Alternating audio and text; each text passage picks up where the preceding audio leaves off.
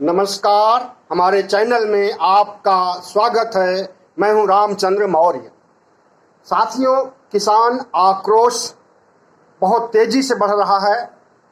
पहले से ज़्यादा किसान आक्रोशित हैं, गुस्से में हैं और मोदी सरकार के खिलाफ लामबंदी कर रहे हैं।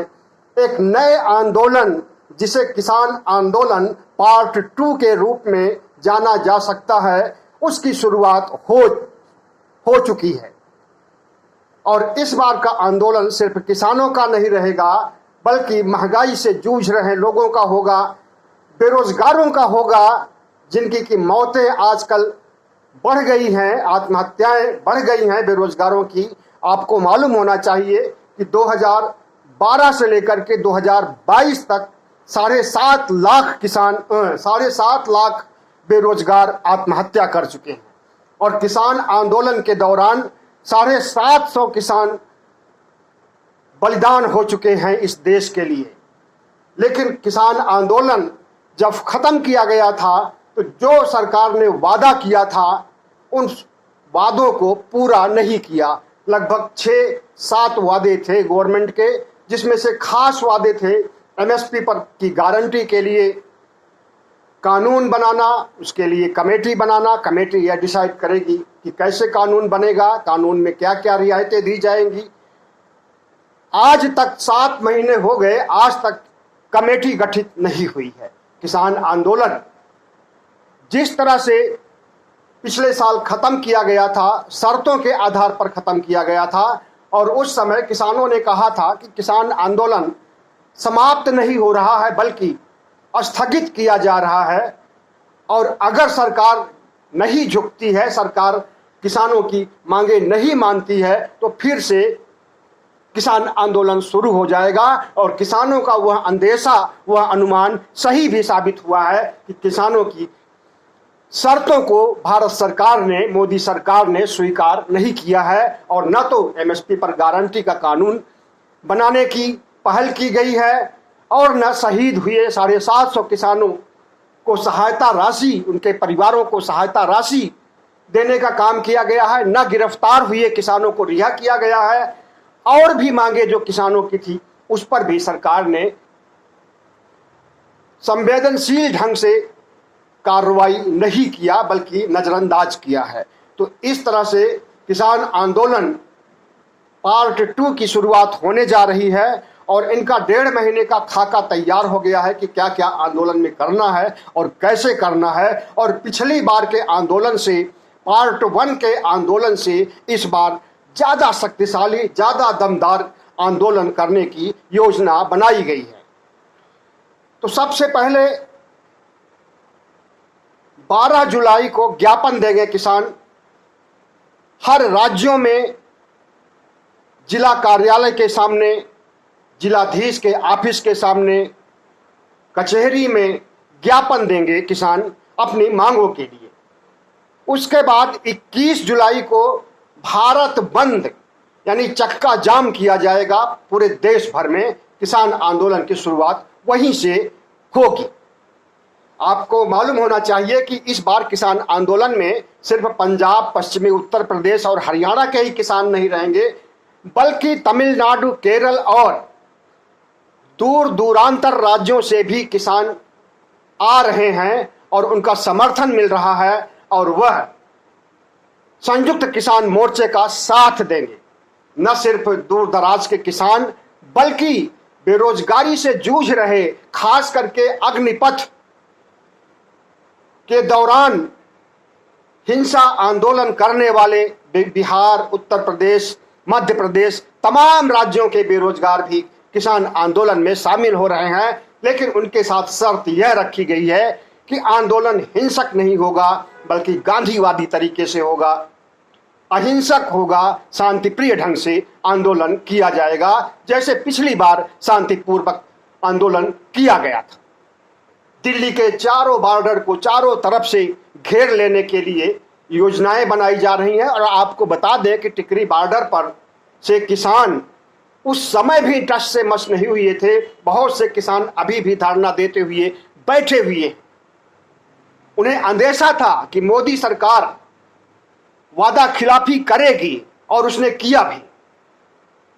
तो वो आंदोलन से लौटने के बजाय उन्होंने एक प्रतिज्ञा कर रखी थी कि जब तक हमारी सारी शर्तें नहीं मानी जाएंगे, सिर्फ 3 काले कानून वापस हुए हैं, बाकी 6 और 7 मांगे नहीं मानी गई हैं, जब तक ये मांगे नहीं मानी जाएंगी तब तक टिकरी बॉर्डर पर आंदोलन और धरना की कार्रवाई पूर्ववत जारी रहने की घोषणा की गई थी, और उन्होंने किया भी। लेकिन जब 7 महीने बीतने के बावजूद मोदी सरकार के कानों पर जूं नहीं रेंग रही है और एक भी वादे को पूरा करने के लिए सकारात्मक कोशिश नहीं कर रही है, तो ऐसे में किसान आंदोलन फिर से भड़क उठना स्वाभाविक है। सिर्फ 3 काले कानून ही वापस कराना किसानों का उद्देश्य नहीं था, बल्कि किसानों की तमाम ऐसी मांगे थी जिस पर कि केंद्र सरकार ने विचार करने के लिए कहा था, लेकिन नहीं किया। आपको मालूम होना चाहिए कि प्रधानमंत्री नरेंद्र मोदी ने कई चुनावी भाषणों में 2019 से लेकर के अब तक लगभग हर रैलियों में, हर सभाओं में उन्होंने कहा कि 2022 तक किसानों की आमदनी दोगुनी कर दी जाएगी। 2022 आ गया और जुलाई का महीना चल रहा है, मतलब कि आधे से ज्यादा 2022 बीत भी चुका है, लेकिन किसानों की आमदनी बढ़ने के बजाय घटी है। देश की अर्थव्यवस्था में सुधार होने के बजाय देश की अर्थव्यवस्था डूबती जा रही है। विशेषज्ञों का अनुमान है कि कहीं ऐसी स्थिति न हो कि जिस तरह से देश की अर्थव्यवस्था डूब रही है और डूबती जा रही है, विदेशी कर्ज बढ़ता जा रहा है, कहीं ऐसा न हो कि श्रीलंका की नौबत आ जाए। जिस रास्ते पर श्रीलंका को चलना पड़ रहा है, कहीं ऐसा न हो कि उसी रास्ते पर हम भारतवासियों को चलना पड़े और केंद्र सरकार का विरोध करना पड़े। लेकिन ऐसी स्थिति न उत्पन्न हो तो अच्छा है। ऐसी स्थिति उत्पन्न होने के पहले और किसानों की समस्याओं पर, भारत की अर्थव्यवस्था पर 5 ट्रिलियन इकोनॉमी करने की बात कही थी प्रधानमंत्री नरेंद्र मोदी ने। 5 ट्रिलियन की तो बात दूर, जितनी अर्थव्यवस्था उस समय थी उससे भी ज्यादा गंभीर और चिंताजनक हो गई है, और विदेशी कर्ज बढ़ रहा है और बढ़ता ही जा रहा। ऐसे में देखना यह है कि किसान आंदोलन पार्ट 2 की शुरुआत कैसे होती है और कब होगी, यह तो पता चल चुका है कि 21 जुलाई से चक्का जाम भारत बंद के जरिए शुरू किया जाएगा किसान आंदोलन पार्ट 2।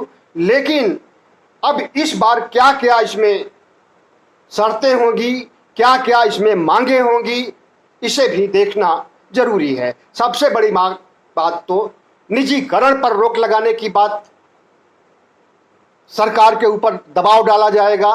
डूबती अर्थव्यवस्था को संभालने के लिए दबाव डाला जाएगा। बेरोजगारों की निरीह स्थिति और बेरोजगारों की दयनीय स्थिति के मद्देनजर उन्हें बेरोजगारी भत्ता या नौकरी देने के लिए सरकार को बाध्य करना होगा, और जितनी भी सरकारी वैकेंसी खाली हैं राज्यों में, केंद्र के सरकार में, उन्हें भरने के लिए भी बात कही जाएगी। और दूसरी बात, सरकार की दमनकारी नीतियां जो चल रही हैं, जो पत्रकारों को, सामाजिक कार्यकर्ताओं को गिरफ्तार किया जा रहा है रातों रात, और जिस तरह से सांप्रदायिकता की आग लगाई जा रही है और मुसलमानों के खिलाफ एक आंदोलन सा छिड़ा हुआ है, मुसलमानों के धार्मिक स्थलों को, उनकी मस्जिदों को हड़पने की साजिश रची जा रही है, और जिस तरह से धर्म संसद में मुसलमानों के नरसंहार की बात कही जा रही है, इस पर भी रोक लगाने और कानून व्यवस्था दुरुस्त करने की बात कही जाएगी। सरकार को मालूम हो कि जितना दमदार आंदोलन पिछली बार का था, उससे ज्यादा दमदार इस बार पार्ट 2 किसान आंदोलन होने जा रहा है, क्योंकि पहले जैसा जोश खरोश तो है ही, साथ ही बेरोजगारों का साथ, महंगाई से मारे हुए लोगों का साथ, अल्पसंख्यकों का साथ, पिछड़ों दलितों का साथ किसान आंदोलन को ताकत देगा, ऊर्जा देगी, और किसान आंदोलन को मुकाम तक पहुंचाने की भरपूर कोशिश करेगी। संयुक्त किसान मोर्चे के घटक दल कुछ अलग हो गए थे या उन्हें अलग कर दिया गया था। देखा गया था कि जो किसान चुनाव लड़ना चाहते हैं या चुनाव में भाग लेना चाहते हैं, संयुक्त किसान मोर्चा कोई राजनीतिक मोर्चा नहीं है बल्कि वह किसानों का मोर्चा है, तो किसान मोर्चे संयुक्त किसान मोर्चे से उन्हें अलग कर दिया गया था। करीब 16 किसान संगठनों को अलग किया गया था, उन्हें फिर से जोड़ लिया गया है। और पंजाब में पंजाब सरकार आम आदमी पार्टी की सरकार वहां बन चुकी है। और आपको मालूम होना चाहिए कि आम आदमी पार्टी की सरकार जब पंजाब में नहीं थी, दिल्ली में आम आदमी की पार्टी की सरकार थी और आज भी है और आगे भी रहेगी। तो पंजाब में उसकी सत्ता स्थापित हो जाने के बाद यह आंदोलन, अगर पंजाब सरकार से ताकत मिलती है, ऊर्जा मिलती है, तो शायद पिछली बार से ज्यादा प्रभावी ढंग से किसान अपनी बात को रख पाएंगे और धरना प्रदर्शन शांतिपूर्ण ढंग से कर सकेंगे। पिछली बार भी जल की व्यवस्था और तमाम व्यवस्थाएं केजरीवाल सरकार ने किया था। केजरीवाल सरकार से उम्मीद की जाती है कि इसी तरह से किसान आंदोलन की सहायता करें। किसान आंदोलन सिर्फ किसानों का आंदोलन नहीं है, बल्कि महंगाई से जूझ रहे 1000 पार सिलेंडर और तमाम खाद्य सामग्रियों में आग लगी हुई है, इसके खिलाफ भी लोग खड़े हुए हैं। उनका भी साथ रहेगा किसानों के साथ, और बेरोजगारों का साथ तो रहेगा ही। आपको मालूम होना चाहिए कि जो रिटायर्ड सेना के जवान हैं, इस बार वे भी दमखम से उतर रहे हैं किसान आंदोलन पार्ट 2 के साथ। पिछली बार ये लोग नहीं थे। पिछली बार न बेरोजगार थे, न महंगाई के मारे लोग थे और न रिटायर्ड जवान थे। इस बार जय जवान जय किसान का नारा दिया जा रहा है, और जवान में मजदूर भी आएंगे, किसान भी आएंगे, सेना से रिटायर्ड जवान भी आएंगे और बेरोजगार नौजवान भी आएंगे। और किसान तो किसान हैं ही। इनका समन्वित रूप से आंदोलन होगा और पिछली बार से कहीं ज्यादा ताकतपूर्ण आंदोलन होगा। शांति प्रिय ढंग से आंदोलन किया जाएगा, हिंसा को कोई स्थान नहीं। अग्निपथ के दौरान हिंसा हुई थी, आगजनी हुई थी, कई जगह मौतें भी हुई थी। वैसी स्थिति नहीं उत्पन्न की जाएगी। बेरोजगारों को, नौजवान हैं, जोश में थे, उन्होंने हिंसक आंदोलन किया, लेकिन इस बार उन्हें समझा बुझा करके गांधीवादी तरीके से सत्याग्रह, धरना और आंदोलन किया जाएगा, प्रजातांत्रिक ढंग से, संवैधानिक ढंग से। और इसमें अगर किसानों का मनोबल बढ़ता है तो वो 13 महीने से ज्यादा भी आंदोलन कर सकते हैं। 2024 तक आंदोलन कर सकते हैं, बशर्ते कि भारतीय जनता पार्टी और मोदी सरकार उनके मांगों को समय रहते मांग ले, तो आंदोलन खत्म हो सकता है।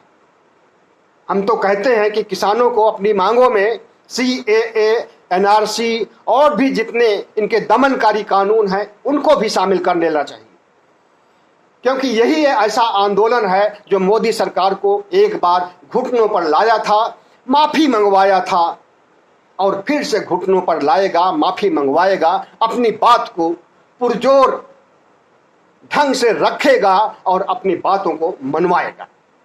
पिछली बार तो प्रधानमंत्री नरेंद्र मोदी ने कहा कि हमारी तपस्या में ही कोई कमी रह गई थी, मैं किसानों को समझा नहीं पाया था। लेकिन किसानों को समझाने के पहले ही किसान समझ चुके थे। इनके 3 काले कानूनों का चाल चरित्र चेहरा अच्छी तरह से समझ सकते थे। किसान भी अब पढ़े लिखे हो गए हैं। किसानों का एक बहुत बड़ा समुदाय है जो कि पढ़ा लिखा है। उनकी समझ में बहुत जल्दी आ जाता है कि भारत सरकार क्या चालाकी कर रही है और किसानों का कितना हित कर रही है, किसानों का कितना अनहित कर रही है। यह सब कुछ किसानों को अच्छी तरह से समझ में आ जाता है और आना भी चाहिए। तो साथियों, जो 7 महीने पहले किसान आंदोलन खत्म हुआ था, वो आंदोलन फिर से शुरू होगा। और इस बार लोकसभा चुनाव 2024 को ध्यान में रख करके वोट पर चोट करने की बात कही जाएगी और पूरे देश को किसान आंदोलन से ही संबोधित किया जाएगा। किसान आंदोलन, संयुक्त किसान मोर्चा के तमाम नेता और संयुक्त किसान मोर्चा के तमाम घटक अपने अपने क्षेत्रों में वोटरों को समझाएंगे। और अगर भारत सरकार की नीतियों में, भारत सरकार के कार्यक्रमों में, भारत सरकार के लोक कल्याणी कार्यक्रमों में कोई अगर बाधा उत्पन्न होती है या वो इसी तरह से हिटलर शाही रूप अपनाए रखना चाहती है किसानों के प्रति, छात्रों के प्रति, बेरोजगारों के प्रति, तो उसे लाइन पर लाने का काम किसान आंदोलन का रहेगा। अब सवाल उठता है कि क्या पहले जैसा दमदार आंदोलन हो पाएगा? पहले जैसा जोश खरोश इस आंदोलन में रहेगा? पहले जिस ढंग से किसान आंदोलन को समाप्त करने के लिए मोदी सरकार ने कुटिल चाल चली थी और बल प्रयोग भी किया था, यहां तक कि एक बार तो भावुक अपील करनी पड़ी थी किसान नेता टिकैत को, और उनके रोने पर फिर से किसान आंदोलन में जान आ गई थी, और वही किसान आंदोलन मोदी सरकार के लिए हड्डी में कबाब का काम कर गया और एक दिन झुकना ही पड़ा मोदी सरकार को। तो इस तरह से जो योजना बनाई गई है उसमें जनता का सहयोग भी अपेक्षित है, जनता के हर वर्ग का सहयोग अपेक्षित है, क्योंकि किसान रोटी पैदा करता है, किसान अन्न पैदा करता है, तो उसकी अन्न को किसान भी खाते हैं, पूरा देश खाता है, और सरकार में बैठे हुए लोग भी वही रोटी खाते हैं जो किसान पैदा करते हैं। लेकिन किसानों के साथ जितना अन्याय हो रहा है, किसानों के साथ जितना अत्याचार हो रहा है, किसानों के साथ जिस तरह से उनके जर जमीन और प्रॉपर्टी को छीन करके कारपोरेट के हवाले करने की कुटिल चाल चली गई थी, उसे किसानों ने भांप लिया था। बहरहाल उन 3 काले कानूनों को तो वापस करवा दिया गया था, लेकिन एमएसपी पर गारंटी और 5 मांगों के खिलाफ जो सरकार ने वादा किया था कि इसे हम पूरा करेंगे, उसने पूरा नहीं किया। इसलिए फिर से किसान आंदोलन सिर उठा रहा है और इस बार पिछली बार से ज्यादा दमखम से किसान इकट्ठा हो रहे हैं। तो साथियों, बहुत बहुत धन्यवाद। हमारे चैनल को सब्सक्राइब कीजिएगा, लाइक कीजिएगा और शेयर कीजिएगा।